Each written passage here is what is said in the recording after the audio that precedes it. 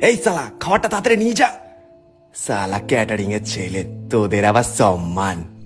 হ্যাঁ, আপনার বাড়ির কোনো বড় অনুষ্ঠান সম্পূর্ণ করতে ওরা হয়তো আপনার বাড়িতে কোনো না কোনো সময় গেছে। হ্যাঁ, ঠিকই ধরেছেন, ওদেরকেই ভদ্র সমাজ বলে ক্যাটারিং এর ছেলে।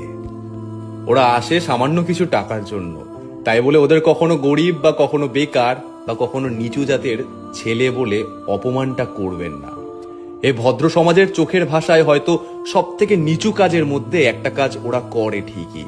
বলি মশাই, ওই ছেলেগুলোর মাঝে অনেক বড় বড় ডিগ্রিও থাকে, যা আপনার ভাবনা চিন্তার থেকেও অনেক বেশি।